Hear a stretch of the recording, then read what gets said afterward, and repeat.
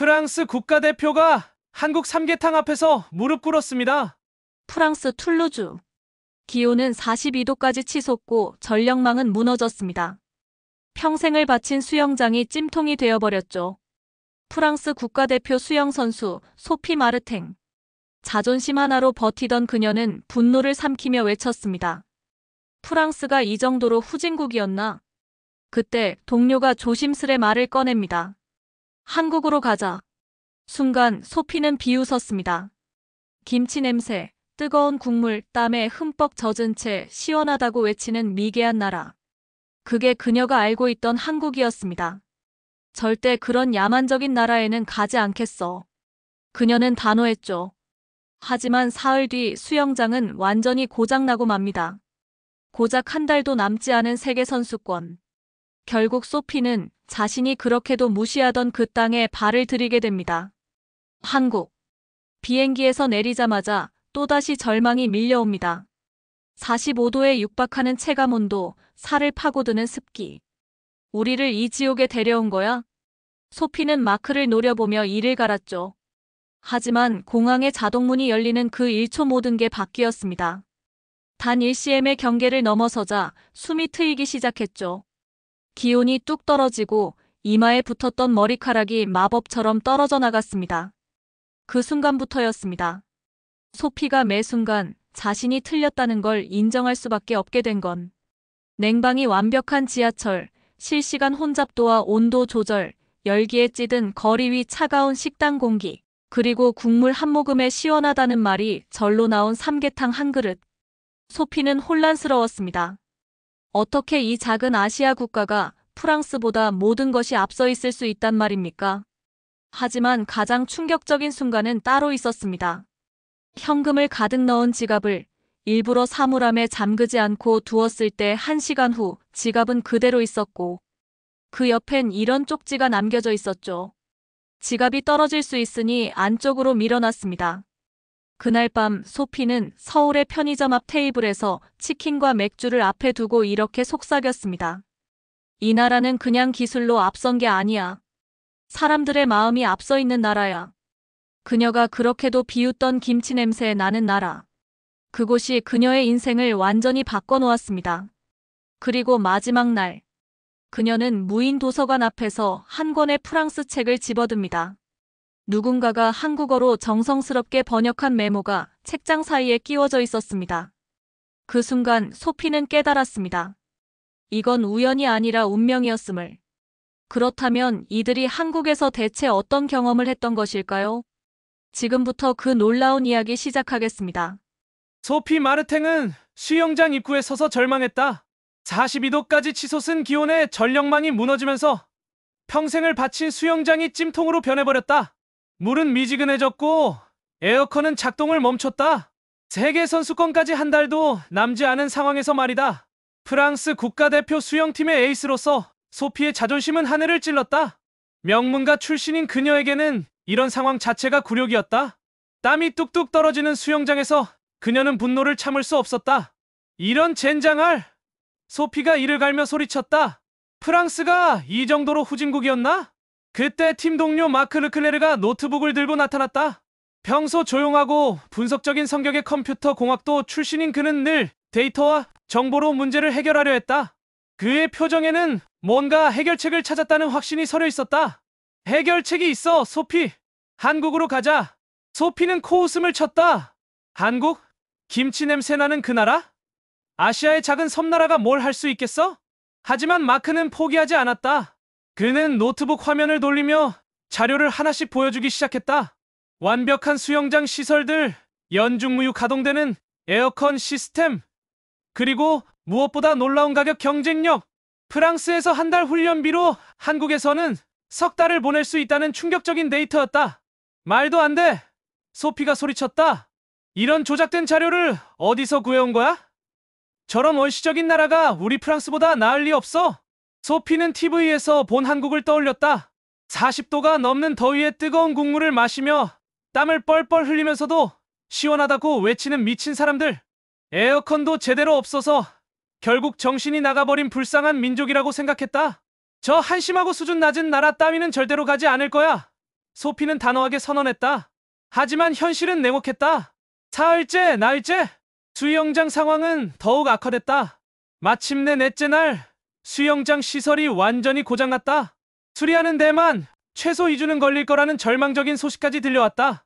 세계선수권까지는 고작 한 달도 남지 않았는데 팀 전체의 분위기가 한국행으로 기울어지기 시작했다. 다른 팀원들도 하나둘 마크의 편에 서기 시작했고 심지어 코치까지 나서서 한국행을 설득하기 시작했다. 선택의 여지가 없었다. 결국 소피도 무릎을 꿇을 수밖에 없었다. 그녀는 마지못해 고개를 끄덕이며 중얼거렸다. 좋아, 어쩔 수 없다면. 하지만 그 미개한 나라에서 2주만 버티고 바로 돌아올 거야. 절대로 그들의 야만적인 문화에 물들지는 않겠어. 비행기표를 예약하면서도 소피의 마음은 무거웠다. 프랑스의 자존심을 버리고 낯선 아시아 땅으로 가야 한다는 생각에 속이 상했다. 출발 전날 밤, 그녀는 잠들지 못했다. 창밖으로 보이는 툴루즈의 거리는 여전히 후끈거리고 있었고 에어컨 없는 방에서 선풍기만 돌려대며 밤을 새웠다. 비행기에서 내린 순간 소피는 숨을 멈췄다. 한국의 여름은 프랑스와는 차원이 달랐다. 45도에 육박하는 체감온도와 100%에 가까운 살인적인 습도. 비행기 문이 열리자마자 안경에 김이 서릴 정도였다. 세상에, 우리가 찜통 속으로 들어온 거야. 클로에가 숨을 헐떡이며 소리쳤다. 소피는 뒤에서 따라오는 클로에를 보며 중얼거렸다. 역시 지옥이야. 한국인들이 미쳐버린 이유를 알겠어. 이런 날씨에서 살면 정신이 나가는 게 당연하지. 마크조차 공기가 끈적끈적해. 우리가 끓는 국물 속에 내던져진 것 같아 라며 당황하고 있었다. 프랑스인들에게는 상상도 할 수 없는 기후였다. 프랑스에서는 온도가 35도만 넘어가도 기차 운행이 중단되고 정전이 시작되는데 한국의 습도와 온도는 그야말로 지옥 그 자체였다. 소피는 마크를 쏘아보며 투덜거렸다. 이제 만족해? 우리를 이런 지옥으로 끌고 온 거야. 여기서 우리가 어떻게 훈련을 한다는 거야? 하지만 공항 자동문을 통과하는 순간 모든 것이 바뀌었다. 이게 뭐야?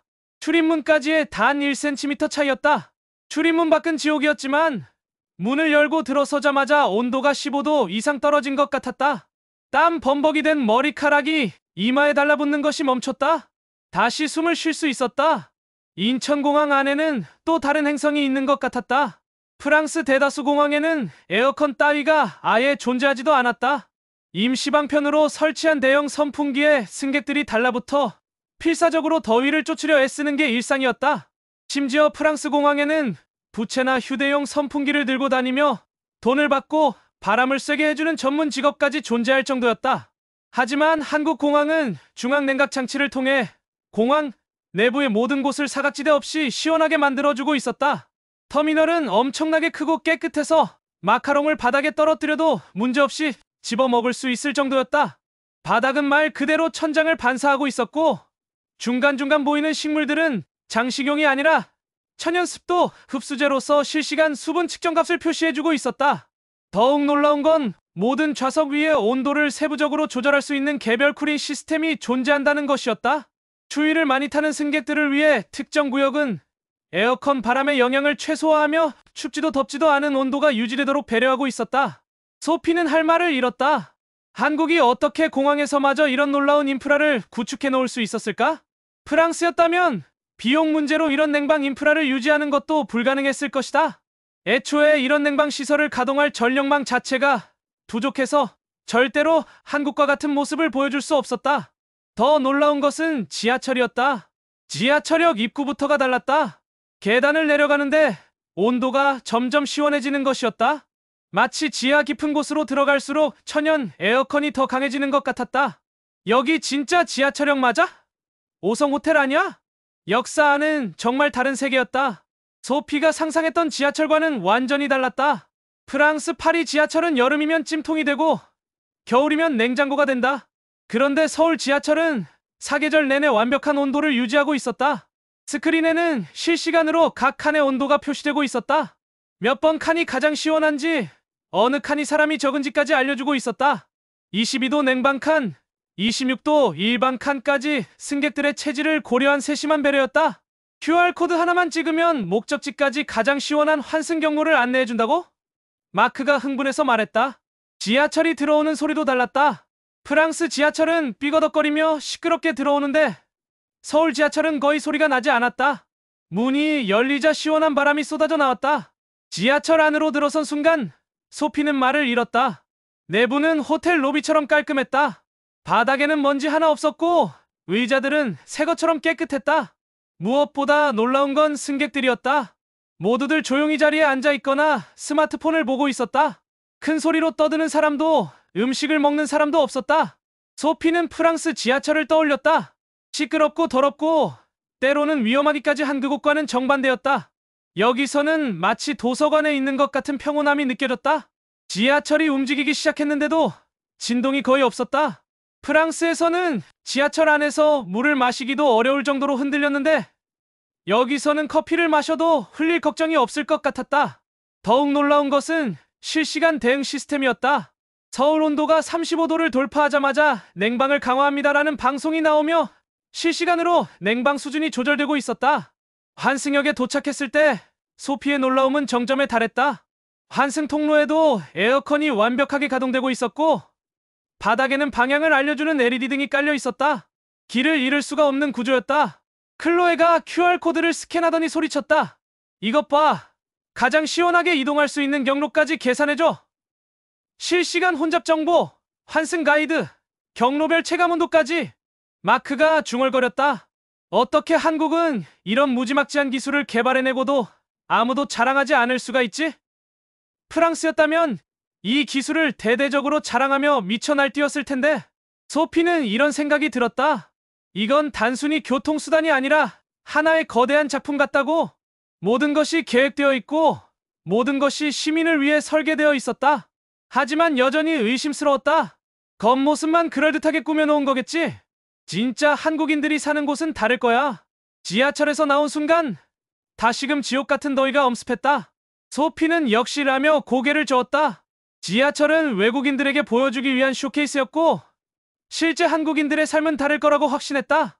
그때 근처 식당에서 믿을 수 없는 광경을 목격했다. 35도가 넘는 무더위 속에서 한국인들이 김이 모락모락 나는 뜨거운 국물을 호호 불어가며 마시고 있는 것이다. 마치 밥솥에서 마라톤을 하는 듯 땀에 흠뻑 젖은 한국인들이 액체 마그마 같은 국물을 마시고 있었다. 저 사람들 완전히 미쳤어. 소피가 혀를 찼다. 더위 먹어서 정신이 나간 거야. 구급차라도 불러야 하나? 기본적인 한국어를 아는 마크가 말했다. 저들이 뜨거운 국물을 마시면서 시원하다라고 외치고 있어. 클로에가 눈을 깜빡였다. 그가 방금 그 뜨거운 용암을 상쾌하다고 불렀다고? 아마 휴고가 잘못 알아들었거나 아니면 열사병 증상일 수도 있어. 소피는 구급차를 부를까 고민하는 순간 마크가 더 이상은 안 되겠다며 해당 식당에 들어가기 시작했다. 지금 더워 죽거나 저 뜨거운 국물을 먹고 더워 죽거나 똑같아. 이왕 참을 수 없는 더위인데 그냥 한국인들을 똑같이 따라해보자. 소피는 절대로 저 뜨거운 용암을 먹지 않겠다고 다짐하며 마크를 말리기 위해 따라갔다. 하지만 마크가 식당 문을 여는 순간 모든 것이 바뀌었다. 얼음처럼 차가운 공기가 식당 밖으로 뿜어져 나왔다. 마치 냉장고 문을 연 것 같은 차갑고 쾌적한 공기가 얼굴을 스쳤다. 소피는 깜짝 놀라 한 걸음 뒤로 물러났다. 뭐지? 이게 뭐야? 식당 안은 완전히 다른 세계였다. 바깥의 무더위가 무색할 정도로 시원했다. 에어컨이 완벽하게 가동되고 있었고 실내 온도는 20도 정도로 맞춰져 있었다. 한국인들은 가난해서 여름에 뜨거운 음식을 먹는 게 아니었다. 이들은 이미 시원한 환경 속에서 뜨거운 음식을 먹고 있었던 것이다. 자리에 앉자마자 태블릿이 나왔다. 메뉴를 고르는 기계였다. 한국어는 물론이고 영어, 중국어, 일본어까지 다양한 언어로 선택할 수 있었다. 알레르기 정보, 향신료 수준 맞춤 설정, 그리고 메뉴 선택에 따라 세부적인 영어 설명까지 제공하고 있었다. 더욱 놀라웠던 건 프랑스와는 달리 주문한 지 단 몇 분 만에 김이 모락모락 나는 그릇들이 도착했다는 것이다. 심지어 주문하지 않은 반찬들까지 전부 무료로 제공되었다. 드디어 소피 앞에도 삼계탕이 나왔다. 그릇에서 김이 모락모락 올라오고 있었다.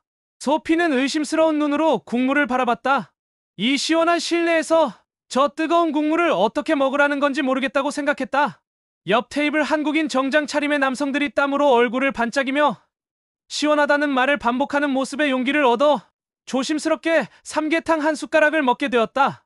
그 순간이었다. 소피의 입에서 저도 모르게 감탄사가 터져나왔다. 뜨거운 국물이 목으로 넘어가는데 이상하게 몸이 시원해지는 것이다.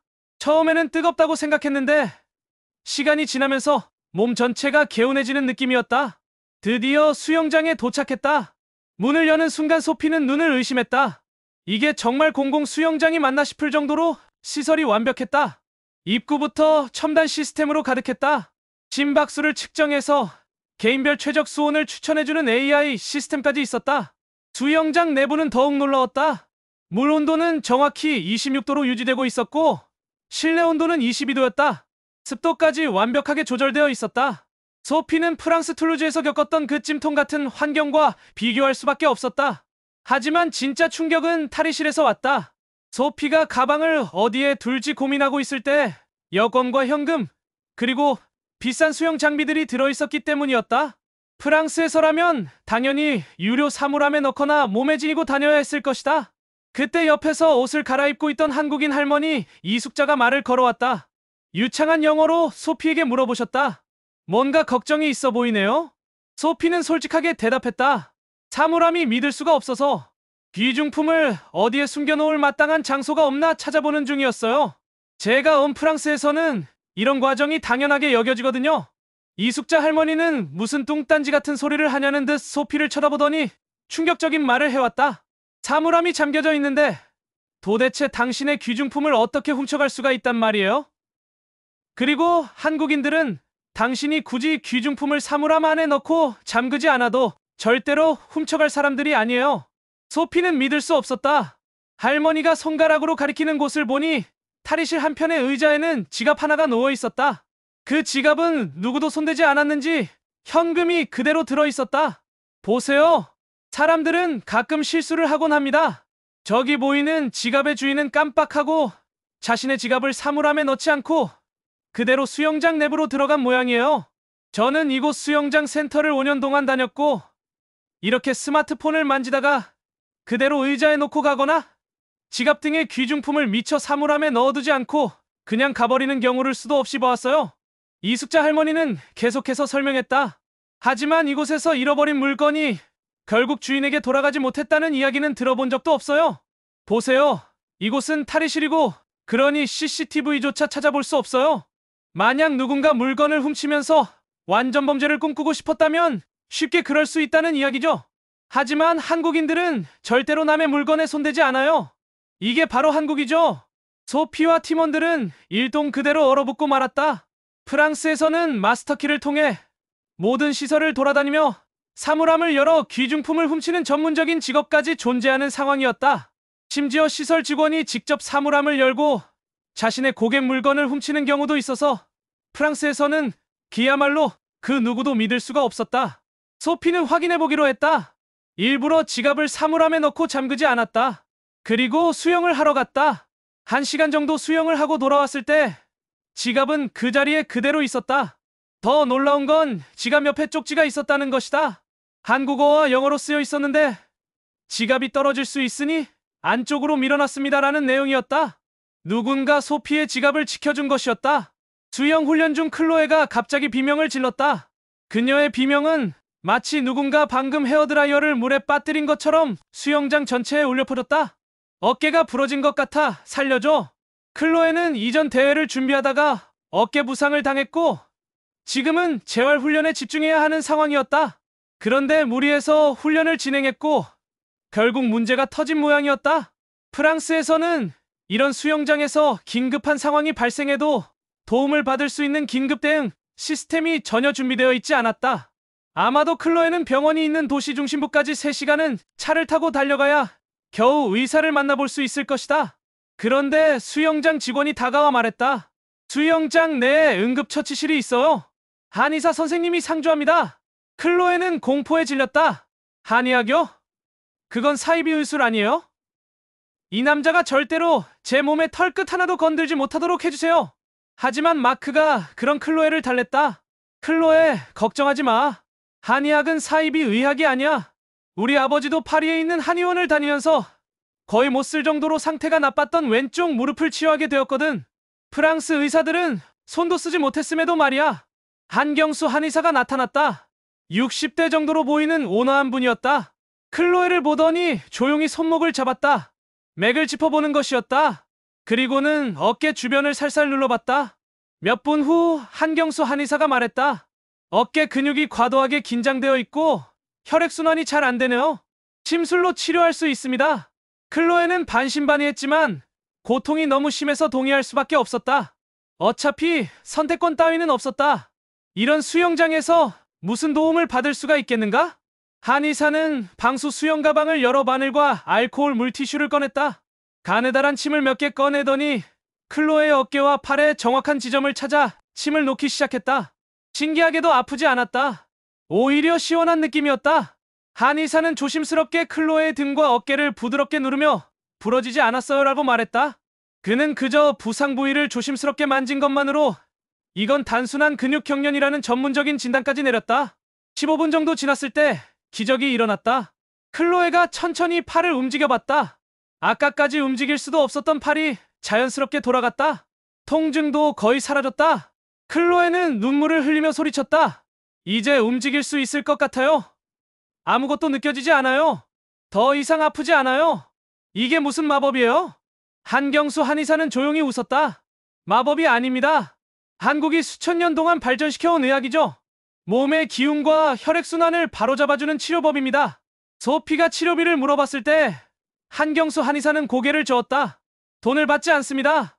외국에서 온 손님이고 다친 사람을 도와주는 건 당연합니다. 우리는 서로를 돕습니다. 그게 바로 한국 사람들의 방식이죠. 소피는 할 말을 잃었다. 프랑스라면 응급실 가는 것만으로도 몇백 유로가 들었을 것이다. 여기서는 공짜로 이런 치료를 받다니 믿을 수 없었다. 클로에는 프랑스에서는 아무리 치료를 받아도 전혀 차도가 없던 자신의 어깨가 한국에서 침 몇 번 맞은 걸로 거의 완전히 나아버린 상황에 거의 울먹이며 돈을 지불하겠다는 의사를 밝혔지만 한의사는 그저 여러분은 우리나라의 손님입니다. 우리는 서로를 돕습니다라고 말한 뒤 어떠한 돈의 지불도 거절한 채 그렇게 떠나버렸다. 이제 클로에는 프랑스도 하루 빨리 한의학을 공식적인 대학교 교육 과정에 추가해야 한다며 떠들어댔지만 이내 이런 의료적인 부분에서마저 격한 격차를 보이는 양국 수준의 현실을 깨닫고는 결국 입을 다물 뿐이었다. 저녁이 되자 마크가 제안했다. 한강공원에 가보자. 소피는 내키지 않았다. 밤에 공원이라니 위험하지 않을까? 프랑스에서는 해가 지면 공원에 가지 않는 게 상식이에요. 프랑스에서 해가 졌다는 것은 상점들이 문을 닫고 거리가 어두워지며 우버 기사가 제호출을 취소하지 않기를 기도해야 한다는 것을 뜻했다. 그만큼 밤이 위험해지며 사실상 밤에 프랑스는 약쟁이와 범죄 조직들이 점령했고 경찰들조차 출동을 거부하는 무법지대로 변하곤 했다. 하지만 한강에 도착한 순간 소피는 입을 다물지 못했다. 밤인데도 수많은 사람들이 나와 있었다. 가족 단위로 나온 사람들, 연인들, 혼자 산책하는 사람들까지 다양했다. 무엇보다 놀라운 건 분위기였다. 모두들 평화롭고 안전해 보였다. 한강공원 곳곳에는 조명이 환하게 켜져 있었다. 하지만 너무 밝지도 않고 너무 어둡지도 않은 적절한 밝기였다. 야경이 정말 아름다웠다. 강 건너편 빌딩들의 불빛이 물에 반사되어 반짝이고 있었다. 한강공원까지 가는 포장도로는 빛나고 있었다. 말 그대로 타일을 따라 작은 LED 조명이 흐르면서 완만한 강물 흐름처럼 보행자를 안내했다. 한국은 유명 관광지 안에서 보행자들이 안전하게 이동할 수 있도록 이미 모든 준비를 끝내놓은 상태였다. 마크가 배달 앱을 켰다. 치킨을 시켜보자. 한국의 한강공원에 왔으면 반드시 치킨을 주문해야 한다고 SNS에서 봤어. 소피는 급하게 말했다. 아니, 잠깐만. 지금 밤 10시가 넘은 시간에 그것도 공원 한복판에서 치킨을 배달받을 수 있다고? 프랑스에서는 오후 7시만 넘어도 배달 기사가 안전상의 이유로 주문 자체를 거부하거나 혹은 위험수당으로 음식값 이상의 높은 배달료를 주지 않으면 출동조차 하지 않았다. 마크가 대답했다. 그야 모르지. 하지만 한강공원에서의 치킨 배달은 한국에서의 필수 코스라고 했어. 그리고 지금껏 우리는 한국에서 불가능이라는 것을 느낀 적이 단 한 번도 없지. 이번에도 한국을 한번 믿어보자. 그렇게 위치를 선택하고 치킨과 치즈볼, 차가운 맥주 등을 무서운 정확도로 주문을 맞춤화하기 시작했다. 예상 배달 시간은 고작 40분이었다. 35분 후 정말로 배달원 정우진이 나타났다. GPS를 이용해서 수많은 인파들 사이에서 정확히 그들이 앉은 벤치를 찾아온 것이다. 소피는 호기심에 못 이겨 배달 기사에게 번역 앱을 들이밀며 이건 불가능하다며 장문의 메시지를 남겼다. 그런데 배달 기사는 충격적인 내용이 적힌 번역 앱을 다시 건네왔다. 한국은 세계에서 가장 뛰어난 배송 인프라를 가진 국가예요. 그리고 이런 배송 인프라는 한국이 자체 기술력으로 개발한 초정밀 물류 네트워크, GPS 정밀도 AI 경로 최적화를 기반으로 하죠. 그러니 밀집된 인파 속에서조차 초고속 네트워크 및 초정밀 GPS 기술을 기반으로 빠르고 정확하게 고객을 찾아낼 수 있는 거죠. 치킨을 먹으면서 소피는 주변을 관찰했다. 쓰레기통이 많지 않은데도 공원이 깨끗했다. 사람들이 각자 쓰레기를 챙겨서 버리거나 가져가고 있었다. 아무도 시키지 않았는데 말이다. 자정이 넘어서까지 한강공원을 즐긴 후 소피는 혼잣말을 했다. 아무래도 한국의 도시는 잠을 자지 않는 것 같아. 사람들의 극한의 편리와 안전을 위해 계산하고 예측하고 적응하고 여전히 미소를 짓고 있지. 마크가 말했다. 한국은 새벽까지도 안전한 세계에서 몇 안 되는 국가 중 하나야. 그런 몇 안 되는 국가 중에서도 한국은 단연 가장 안전한 국가로 정평이 나 있어. 그래서 그들은 도전을 하게 되었다. 프랑스에서 단 한 번도 밤을 즐긴 적이 없었기 때문이다. 매우 위험했기 때문이었다. 그래서 거의 인생 최초로 한국의 밤을 있는 그대로 즐겨보기로 결정했다. 스문의 시간 편의점의 간판이 밝게 빛나고 있었다. 프랑스였다면 절도 및 강도의 위험 때문에 진작에 문을 닫았어야 할 편의점이었다. 아니, 프랑스였다면 철문으로 굳게 걸어 잠가놓지 않으면 밤 사이에 모든 것이 털리고 난 후였을 것이다. 하지만 한국은 철문은 커녕 과자 매대까지 밖에 그대로 방치해둔 상태였음에도 아무도 물건을 훔쳐갈 생각을 하지 않았다. 편의점은 단순히 식료품만을 판매하는 곳이 아니었다. 오히려 편의점에서 할 수 없는 것을 찾는 것이 더욱 쉬워 보일 정도로 모든 것을 갖추고 있었다. 커피 머신부터 해서 전자레인지, 심지어 터치패드 라면 셰프도 있었다. 향신료 수준, 면 종류, 토핑 선호도 등을 탭하면 말 그대로 완벽한 라면을 만들어주고 있었다. 냉장 수제 맥주, 실제로 맛있어 보이는 전자레인지로 조리할 수 있는 한식 도시락, 비타민 워터, 보기만 해도 군침이 도는 즉석라면 등 완벽하게 정리된 아이템들이 줄지어 있었다. 그렇게 한국의 주류 회사가 만든 수제 맥주와 접을 수 있는 포크가 내장된 치즈 떡볶이 컵을 집어들었다. 그리고 삼각김밥, 셀프 히팅 디스플레이 케이스에 찐만두, 그리고 라면과 한식 도시락까지 골랐다. 다른 한국인들이 그랬듯 편의점 앞 테이블에 앉아 시간을 보내기 시작했다. 그리고 테이블에 앉아 거리를 바라보며 새벽이 너무 늦은 밤의 시간이었음에도 학생들, 커플들, 그리고 혼자 여행하는 여행자들이 완벽하게 안전한 한국의 거리에서 자신들만의 시간을 보내는 것을 편의점 테이블에서 바라보는 풍경이 지난주 프랑스의 고급 레스토랑에서 보이는 풍경보다 훨씬 더 아름다웠다. 클로에는 거의 어리 빠진 채 중얼거렸다. 프랑스의 편의점들은 오래된 멍투성이의 바나나, 먼지투성이의 오래된 크래커팩을 판매할 뿐이고 낮에도 노숙자들이 입구 밖에서 돌아다니고 있지. 그런데 한국은 새벽에도 완벽하게 갖춰진 편의점을 안전하게 이용할 수 있어. 소피는 서울 하늘 아래 건배하며 문득 깨달았다. 한국은 단순히 밤을 버티는 것이 아니라 밤을 기념하는 나라였어. 해가 진 후에도 삶의 리듬이 멈추지 않는 나라에서 편리함은 문화가 되어 있었다. 그리고 어떻게 된 일인지 자정의 편의점 테이블에서 팀원들과 함께 전자레인지 구운 만두를 먹는 것은 그 어떤 파인 와인바보다 더 고급스럽고 의미 있는 일이었다. 한국에서의 마지막 날, 소피는 혼자 거리를 걸으며 우연히 발견한 무인 도서관 앞에서 멈춰섰다. 스문의 시간 운영되는 작은 도서관이었다. 문은 열려 있었고 아무도 지키는 사람이 없었다. 안내판을 보니 5년 전에 시작되어 지금까지 책 도난 사례가 단 한 건도 없었다고 했다. 오히려 책이 늘어나고 있었다. 시민들이 읽던 책을 기부해서 말이다. 한 권의 프랑스 소설을 집어들었는데 누군가 정성스럽게 한국어 번역 메모까지 달아놨더군. 차가운 생수와 쿨링타월까지 비치된 무더위 대피소. 폭염 기간에 한 해 무더위 대피소로 운영되고 있다고 했다. 한국의 노인들, 택배기사, 어린이, 땀에 젖은 학생들 등 한국인들은 가장 혹독한 계절에도 편안함과 존엄성을 누리며 이곳 도서관을 200% 활용하고 있었다. 소피는 벤치에 앉아 생각에 잠겼다. 처음에는 한국의 첨단 시스템에 놀랐다. 완벽한 인프라와 편리한 기술들 때문이었다. 하지만 진짜 충격은 다른 곳에 있었다. 바로 사람들이었다. 시설이 좋아서 질서가 지켜지는 게 아니었다. 사람들이 서로를 배려하기 때문에 모든 시설이 제대로 작동하는 것이었다. 기술이 사람을 변화시킨 게 아니라 사람들의 마음가짐이 기술을 완성시킨 것이었다. 한국 사람들은 공공의 것을 자신의 것처럼 소중히 여겼다. 남의 물건을 내 물건처럼 지켜줬고 불편한 사람을 도와주는 걸 당연하게 생각했다. 그런 문화가 있었기 때문에 모든 시스템이 완벽하게 돌아가는 것이었다. 공항으로 가는 지하철에서 소피는 창밖을 바라봤다. 깨끗한 거리, 질서정연한 사람들, 완벽하게 작동하는 모든 것들이 지나갔다. 한국은 미래가 아니었다. 이미 완성된 오늘이었다. 비행기에 오르면서 소피는 다짐했다. 프랑스로 돌아가서 이 이야기를 모든 사람에게 들려주겠다고. 한국에서 본 것들이 기적이 아니라는 걸, 노력하면 충분히 만들 수 있는 현실이라는 걸 알려주고 싶었다. 창밖으로 사라져가는 서울을 바라보며 소피는 눈물을 흘렸다. 떠나기 싫었다. 이렇게 아름다운 나라를, 이렇게 따뜻한 사람들을 두고 가야 한다는 게 아쉬웠다. 한국에서 보낸 일주일은 소피의 인생을 바꿨다. 편견을 버리고 세상을 새로운 시각으로 보게 됐다. 무엇보다 사람에 대한 믿음을 되찾았다.